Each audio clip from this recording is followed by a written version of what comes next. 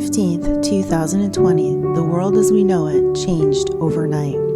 Unprecedented is an understatement. It is the strength of a collaborative to become the leader in the time of uncertainty.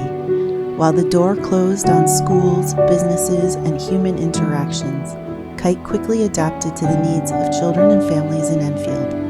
Local organizations and agencies' knowledge sharing results in a whole child approach to early education.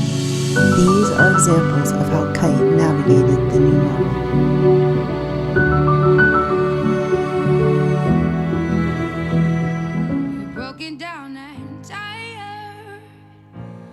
In crisis rises the opportunity to do good.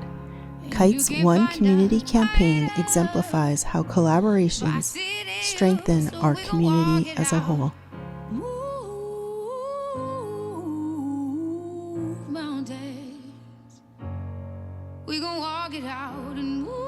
To meet the needs of Enfield's children and families during the crisis, Kite repurposed $2,000 from the Hartford Foundation for Public Giving grant to purchase lawn signs. Partnering with Eppendorf and a donation from the Enfield Rotary Club, Kite matched donations up to $15,000. Symbols of kindness and community began to pop up in neighborhoods all around Enfield. Total donations to the Enfield food shelf resulted in the equivalent of 84,833 meals.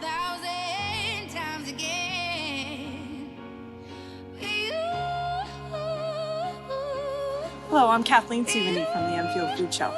I just want to thank everyone at Kite, as well as everyone who contributed to the One Community campaign.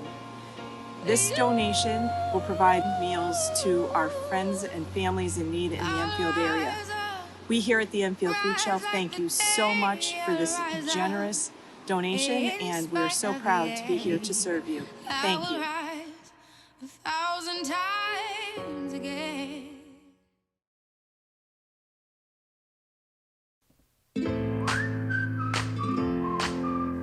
Kite works closely with Enfield's 3 primary schools on trauma-informed practice and social-emotional learning.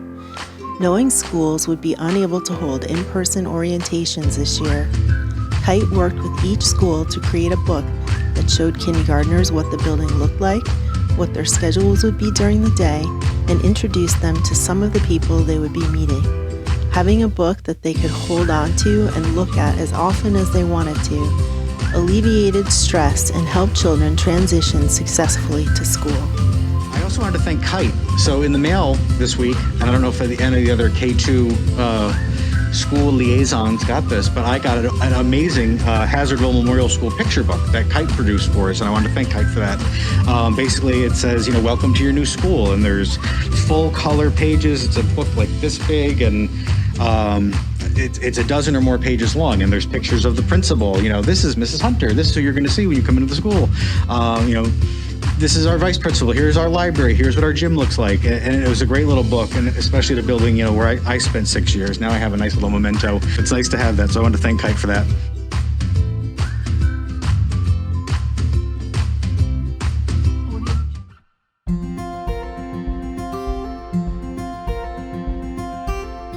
Last October, Kite partnered with United Way to bring together members of the Board of Ed, Town Council, and EPS administration with families for an ALICE discussion. Leaders of the community listened to first-hand accounts of families struggling to live just above the poverty line, which so many of our families are faced with during the pandemic.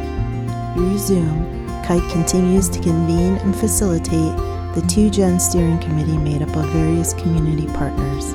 Members are finding these new connections invaluable, and it was through this that the One Community campaign was inspired. The value in being part of 2Gen is that it provides opportunities for conversations between agencies and staff that might have not otherwise occurred. So for instance, even though the American Job Center is housed within a Snuntuck Community College, before 2Gen came to be, we hadn't had meaningful conversations about the intersections of our work. 2Gen provided that forum and that opportunity, and now we work closely with both the clients and the staff in the American Job Center looking at how we can best help our students who are unemployed at Assuntuck, but also their clients in terms of enrolling in our certificate and degree programs.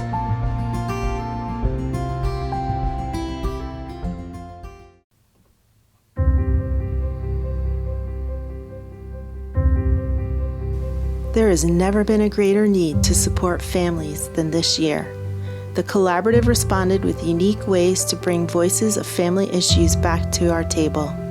Kite partnered with the FRC and ECDC to create a fatherhood group, which before the pandemic organized a nutrition and first aid event for dads and their children. Kite sits on Head Start's policy committee and facilitates the Community Resource Guide, providing families critical information regarding food, housing, and school registration. The growth of the family teacher organization at Stowe led to building-wide events and meetings with families from all 4 programs. Using Zoom, Kite reached parents through a series of online workshops to help support families' social and emotional needs during the pandemic.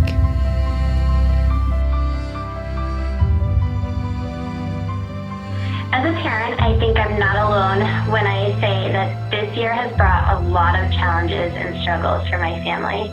I know all of us have been really struggling with a lot of things with this whole pandemic.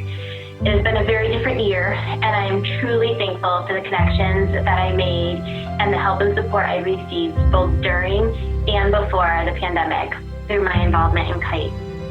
I first started attending the meetings when I was in Parent Leadership Academy. I continued to attend after graduating DLA because I found them very informational, and I was amazed at the collaboration that took place with so many different local organizations and agencies. Through Kite, I was able to make connections that helped me find in-school counseling support for my son through the CHC, childcare and camp options for my son through the summer, activities for both my toddler and school-age child that were fun and educational. And I was able to have a voice in helping families like myself that were struggling financially and in need of support. I was also able to attend free workshops both in person and virtually that helped me tremendously as both a parent and as a professional. And I was able to become more involved in the community as well. I'm so thankful for Kite and all they do for our children and the community. I cannot say enough, and I stress that, enough positive things about Kite.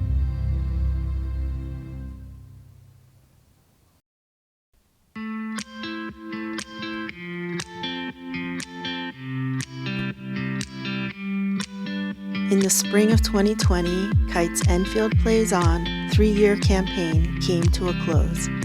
However, we continue to work with early educators, teachers, and administrators on strategies to incorporate play into programs and curriculum.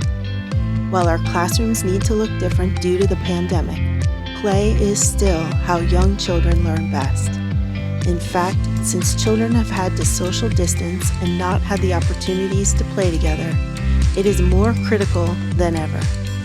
Kite has been working with teachers to help them transfer past work on creating classroom play scenarios and using strategies that build executive function skills to work in classroom settings of the COVID world. Children are getting to experience the joy of playful learning while socially distant or remote learning. Over the past few years, we have implemented the practice of opening up play scenarios in our classroom to help promote the executive function skills in our kindergartners.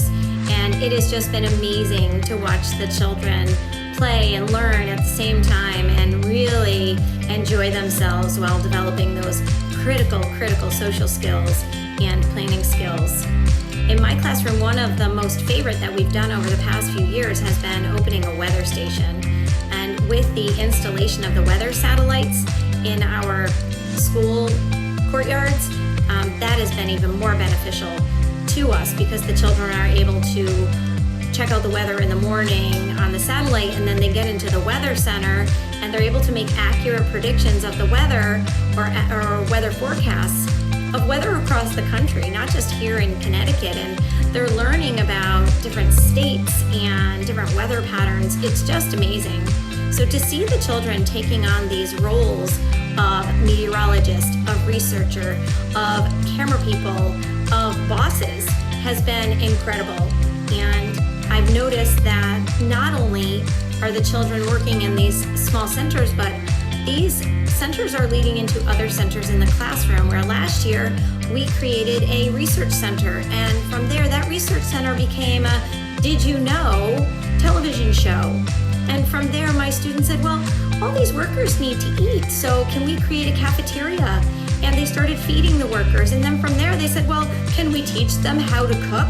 So we ended up with not just a weather station, but we ended up with a television station with these different departments among the television station. And so now we think about, how do we take those kind of scenarios and how do we bring them home? How do we make them work for the children for distance learning? Well, there are many ways that we can adapt.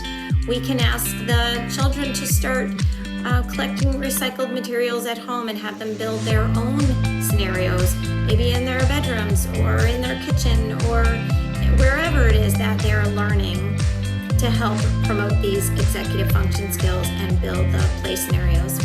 So we've started it with our classroom, where I've asked the children to create a weather tool at home.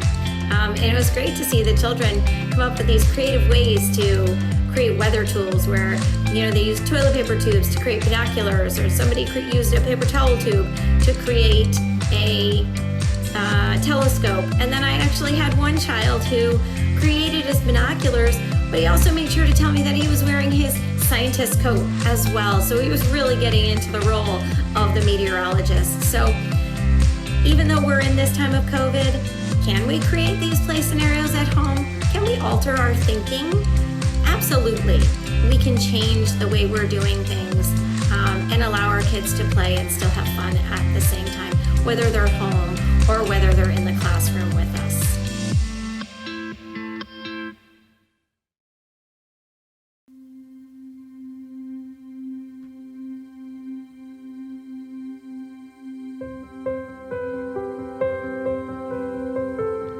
Kite learned how to adapt to a new way of doing our work as a collaborative due to the COVID-19 pandemic.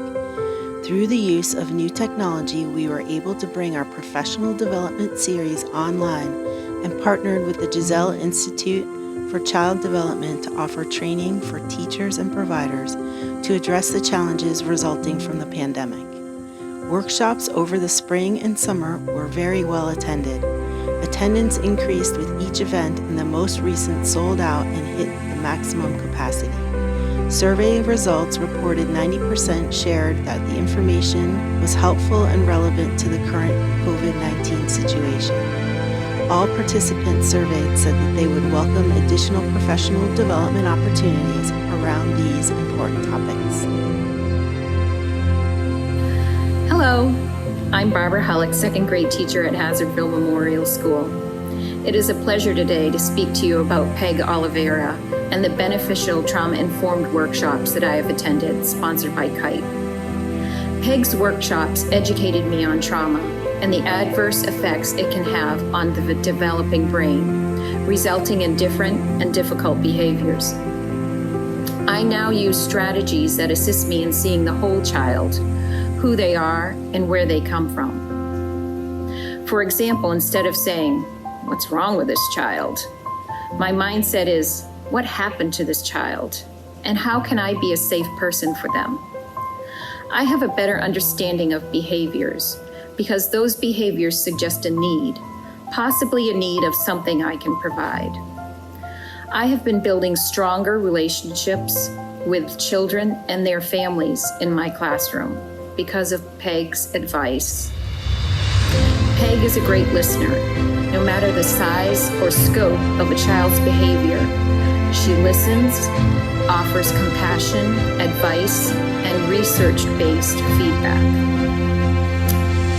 Finally, these past few months, where we have all had extra stresses and are full of uncertainty, she has reminded us and me to stop and take care of ourselves. It's best practice to make sure my mental and physical health are taken care of so that I can provide a safe, happy, healthy, educational environment for the children that I'm surrounded. Thank you, and thank you, Peg.